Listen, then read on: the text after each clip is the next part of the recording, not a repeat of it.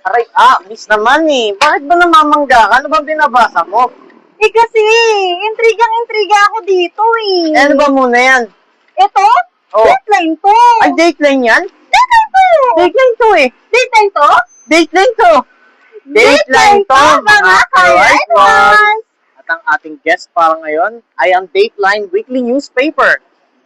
Na kung saan ating nga alamin kung integrity nga ba ang Dateline? Kaya naman sa ating podcast na pinamagatang Integrity, tapat mula sa pagsusulat hanggang sa pag-uulat. Thank you po, sir, for accepting our interview po. At our podcast po we call Integrity, kung saan tapat mula sa pagsusulat hanggang sa pag-uulat. Welcome po, sir, sa aming podcast, Mr. Webster Ace Paginag. So, ayun po, before we formally begin, can you briefly introduce yourself po and ano po yung role nyo sa organization po na Dateline? Okay. Again, good morning sa inyo mga tagapakinig and welcome sa Dateline Weekly Newspaper. Happy to have you, especially sa mga estudyante kagaya nyo na nag-explore sa ganitong career someday.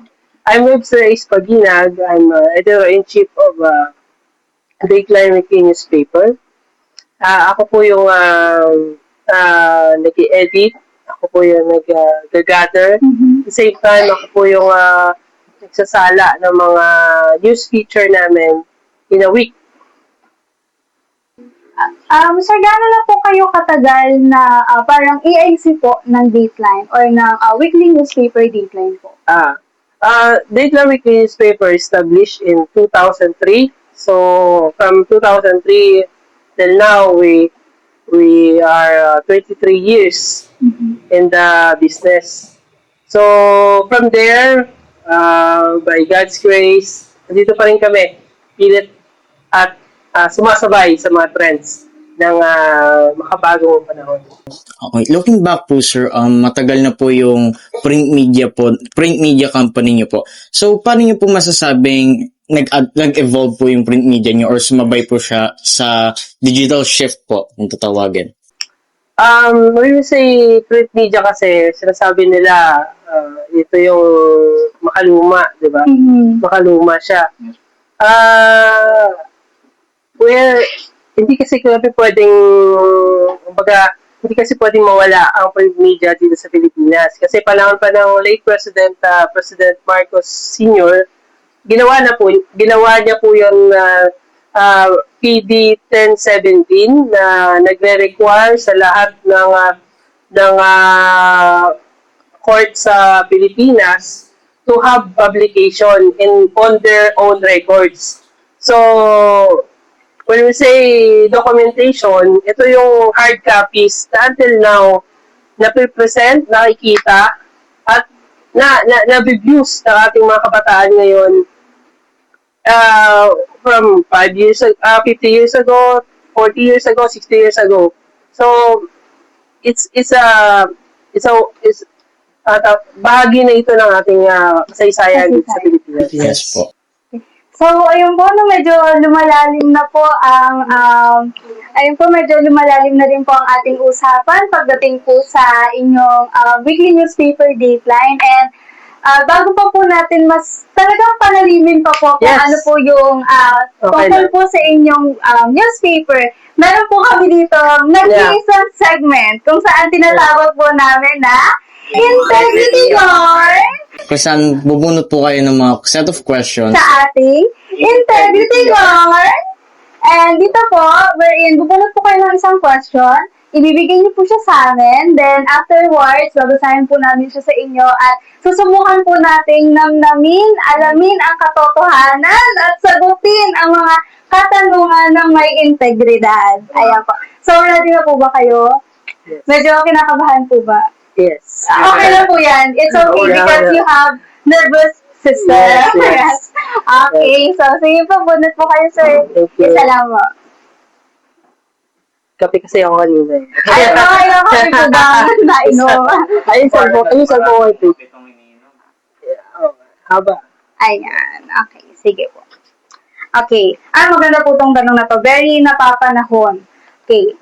Terms like protesters, activists, or rioter can shape the public perception. How do you ensure that language used remain fair, accurate, and unbiased? Ano ulit yan? Sorry. Okay. So, yung mga terms po natin na protester, activists, or rioters, ganyan po, can shape the public perception, lalo na kapag nakita po siya ng mga mababasa natin sa headline. So, as a weekly newspaper po, publication, how do you ensure that language use remains fair, accurate, and unbiased? Very sensitive kami sa mga ganyan mga bagay. Especially sa mga wordings. Siyempre, di ba, sa mga words, pag sobra ka lang ng S, di ba, iba na ibig sabihin.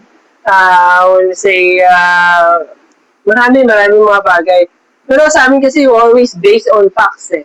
Based on facts. So, doon kami kumukuha sa pinaka-ugat ng kwento, ng istorya.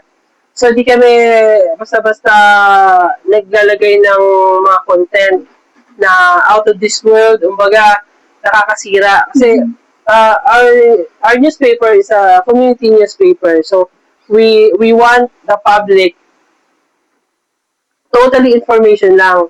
No bias, walang masiraan sa bawat isa. Kasi we believe na newspaper is talagang information dissemination lang. When you use it sa paninira ng tao, ibang salita na yun, ibang usapan na yun. Kaya we make sure na our readers, kung ano na read nila sa newspaper namin, it's all about information. So, the publication really avoid the sensationalism po, no, sa editorial policy niya rin po ba? Okay.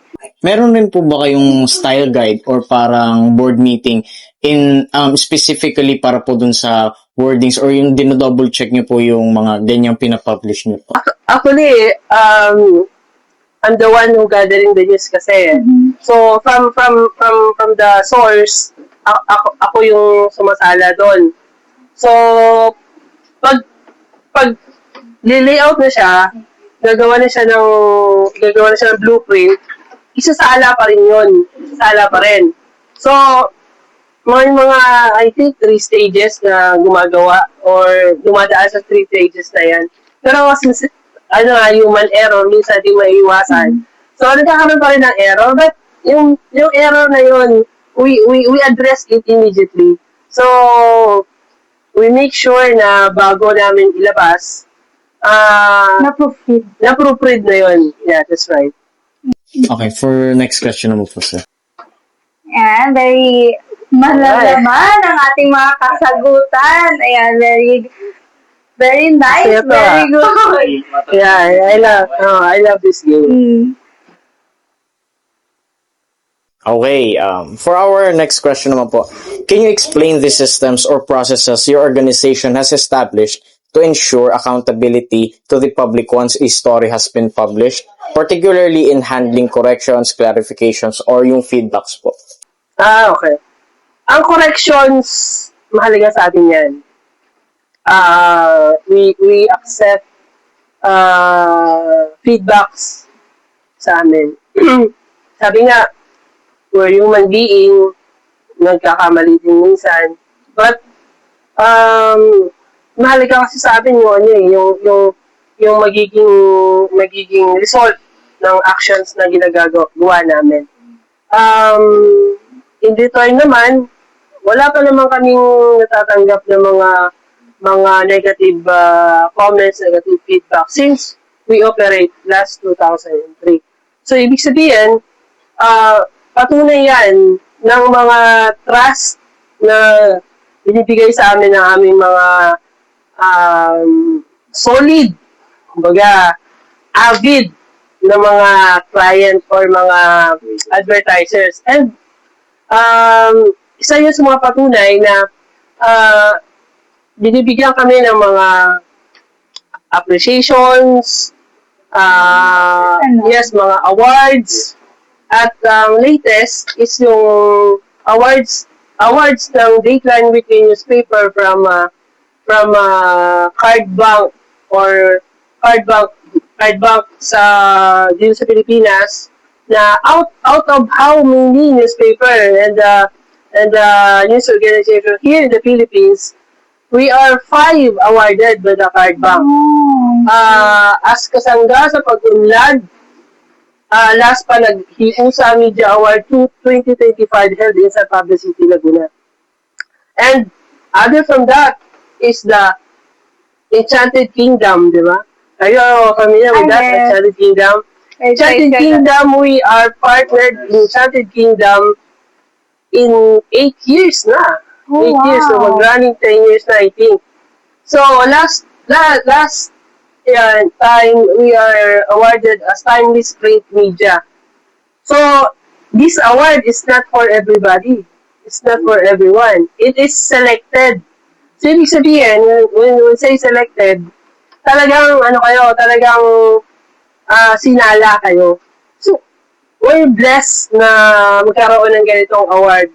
And, marami pang mga award na natatanggap namin, recognitions. And we're so very thankful, so very blessed na hanggang ngayon, pinagkakatiwala kami namin mga advertisers and mga partners. So, ayun po sir, no, nabanggit niyo po kanina na sa Enchanted Kingdom pala, 8 years na po yung partnership niyo with them. And, Good card po. Apo. And aside from that po, upon seeing your webpage din po, the Dateline webpage, kasi nakita ko rin po. Yeah. Marami-rami rin po ang partnership niyo. Meron Yes. din po sa SS, sa Enchanted Kingdom, sa DOH, ayan. Malalawak po talaga siya, no? So, can you tell us, sir, kung ano po kaya yung sa tingin nyo na nakikita po nila kung bakit patuloy po sila nagtitiwala sa Dateline? Again, I can say in behalf of them, we're just doing our part. We're doing our job. We're doing our share to the community. Isa na siguro yung aming pinangahawakan dyan is to give them fair, just, and accountable information. Kasi pag nasira kasi sa tao, yung trust mahirap na ibalik. Right? Yes. So, our recognition, our certificate, our awards says it all. Kung ano ang Dateline, hindi naman sa pagmamalaki, meron tayong pagmamalaki, yun yung Panginoon Diyos sa ating buhay. And we're so blessed na Dateline is managed and governed by the Lord. And we're just instrumental to that recognition. Okay. Thank you po for your answer, sir. I see, sir. The Dateline and as well as the people in your publication is really blessed po, and I can see why, because of the principle that the Dateline has. And talaga pong pinopossess nyo, no? And syempre, mag-next question na po tayo sa ating interview. Ayan, so far, talagang mahahaba ang mga sagutan na talaga namang malalaman. Yes. Okay, sige, tingnan po natin ito. Okay. So, ito naman po, can you describe instances where maintaining source confidentiality pose challenges and explain how you navigate those situations while ensuring adherence to journalistic standard and ethical obligations? So, meron na po ba kayong mga na-experience wherein yung pag-maintain nyo po ng confidential is talagang medyo challenging po sa part nyo, and paano nyo po na-navigate yung experience po na yun, and to ensure din po na hindi po tayo nakakalabag sa mga journalistic standards and ethical considerations. And that's we're still credible source of information. When you say confidentiality, hindi mo kasi pwedeng labas yung pangalan niya. Yes. Not unless he permits or she permits, di ba? We are sure na yung mga sources namin is credible. So, number one is his personality, her personality, sino ba siya, at ano yung mga backgrounds niya, at ano ba yung story ang ginagawa niya. So, lahat yun sinasala din namin. So, sabi ko nga, when we publish our finished product, so, lahat yun dumaan sa process. Okay. So, wala pa naman po kayong any experiences na wherein parang na-challenge po talaga kayo kung paano kaya natin to ilalabas, ganyan. Wala naman pong... Anyway, yung challenge andyan din eh. Every week, talaga yung challenge na yan eh. But we make sure na yung, sabi ko nga, we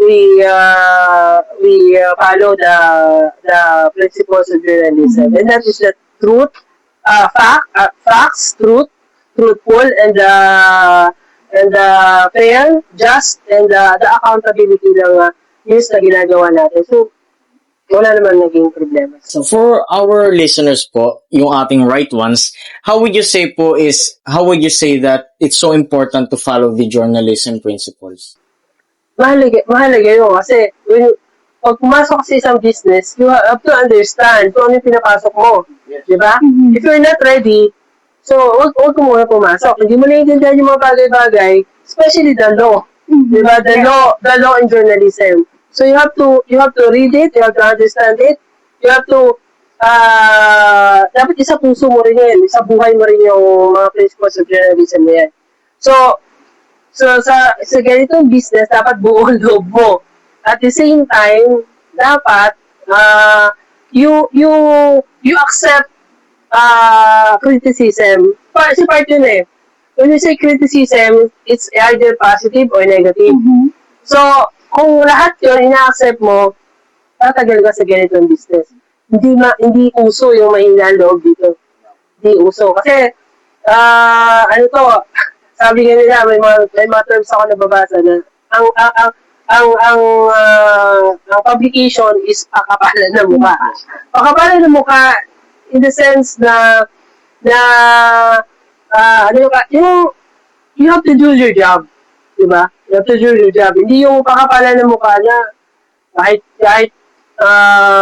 ayaw na sila tao, do ka pa rin. No. It's do your job.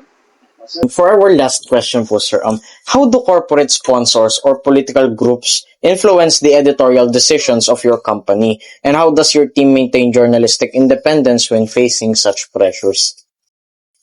Yung mga ganyan. Yes po, pagdating sa mga sponsors. Sa mga sponsors. Let's talk about mga politicians.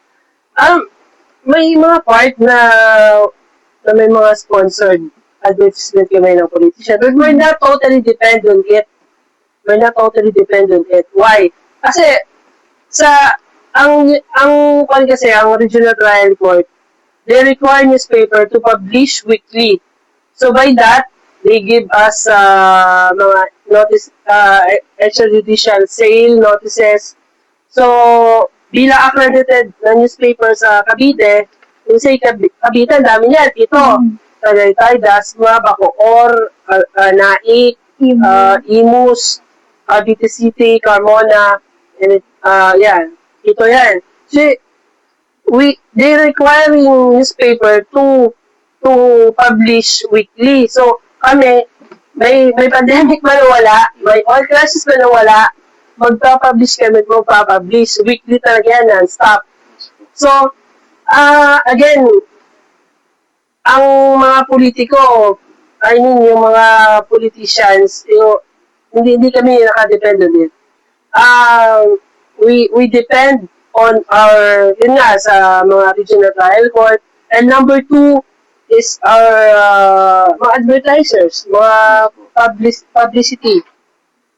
One of, hindi ko nabanggit kanina sa inyo is the CALAX or Metro Pacific Tollways Corporation. San Miguel Corporations. Partnership rin po. Partnership din kami dyan. So, kung nakikita nyo sa website namin, we're partnered with SM Supermall, San Miguel, Card Bank, DOF, Enchanted, DOST, Regional 4A, DTI 4A, Go Negosyo, Provincial Government Cavite, Department of Agriculture, DOH, PIA.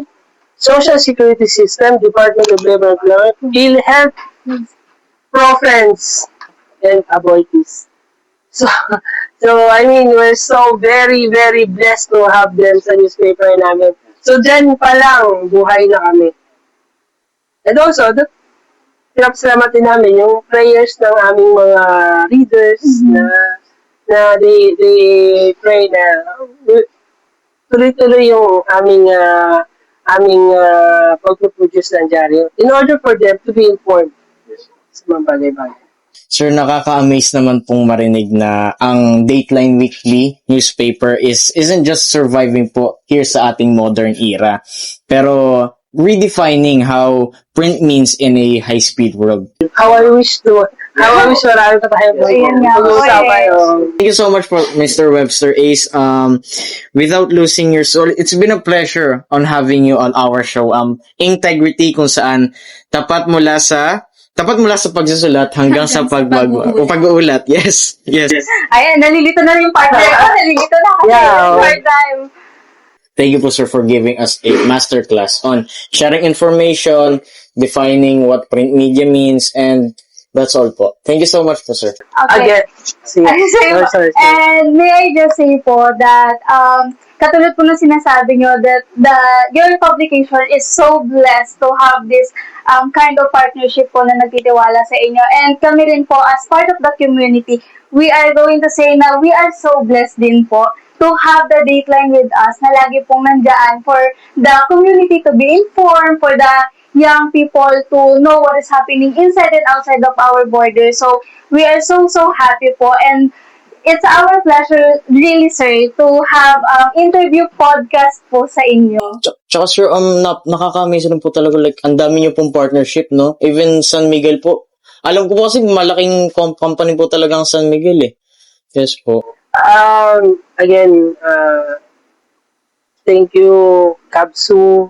Thank you sa administration ng Kabsu, sa inyo mga students, for choosing Dateline newspaper to be your one of your source of your content.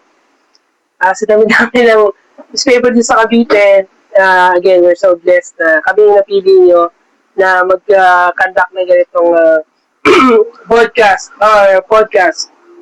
sa inyong school requirements. Again, Dateline Weekly newspaper is very welcome sa mga estudyante na willing matuto, willing willing kami mag-share ng aming mga knowledge and how we can help the community, especially the school na nasa tingin nila is kami blessed, kami magiging instrumental sa mga programs nila. And Kabsu is so very napakalaking school dito sa Cavite, and sa recognition na binibigay nila sa Dateline Weekly newspaper.